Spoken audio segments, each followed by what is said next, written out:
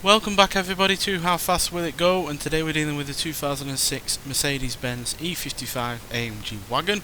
Now this has 1,356 horsepower, 1,021 pounds-feet of torque from a 7.5 litre twin turbocharged V8 engine.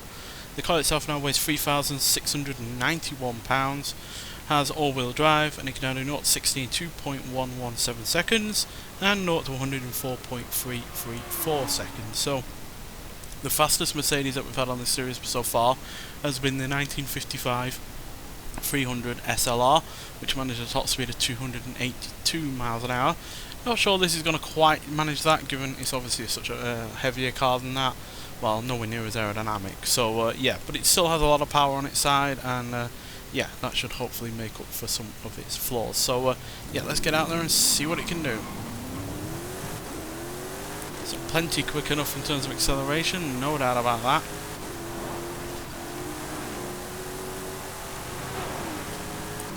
No bodywork modifications I can do on this car either to make it more aerodynamic. So yeah, completely stock in that regard. Certainly not in terms of power and pace. So yeah, that's 250 miles an hour. 260. So we're not going to be the slowest Mercedes at all. I think the slowest one we've had is 266 miles an hour. That's 271, so we've matched the Nissan Z Nismo from the previous episode, which is pretty good when you consider this is obviously a far heavier, less aerodynamic car than that one. Although we do have more power and torque than that vehicle. That's 272. Somewhat struggling to hold that speed, but we did hold it for a decent amount of time regardless.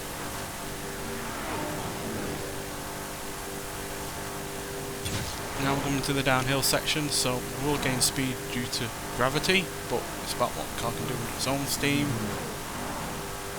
Gravity is not our engine, we are not a hybrid after all. So yeah. Let's avoid hitting cars and try and keep up a decent speed. Holding 272 again. Yep, 272 mile an hour, which for a large estate car that is nearly 20 years old is pretty damn good, quite frankly. And even though it's not the fastest Mercedes going, you know, it's 10 mile an hour off the 300 SLR, it's hardly the slowest either. But it is regardless slower than the AMG Hammer Coupe as well by 5 mile an hour. Also slower than the AMG Hammer Wagon by 3 mile an hour, another estate car. And also the AMG CLK GTR, it's 3 mile an hour slower than that. It's only a mile an hour though behind the AMG 1, which is obviously a hypercar, so it's fairly impressive to be that close. But we are quicker, as quick as the 500e, and we're quicker than the 300 SL Coupe, so that's fairly solid.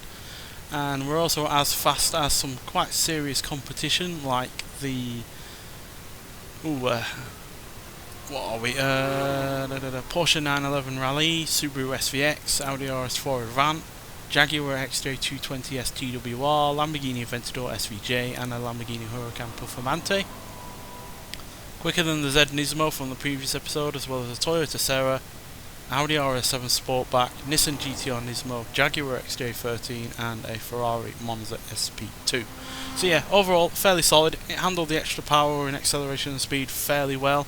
Had no real issues in that regard. The handling was actually fairly sedate, to be honest. I was expecting it to be a lot more cumbersome with its size and weight on the go. So yeah, handled all of that fine. And yeah, even though it's not the highest rated speed here, it at least was easy to get to, and yeah, no fuss at all in handling it either. So yeah, on the whole, a fairly solid car. Nothing remarkable, but nothing terrible either. Nonetheless, so thank you for watching, and I'll see you in the next one. Bye.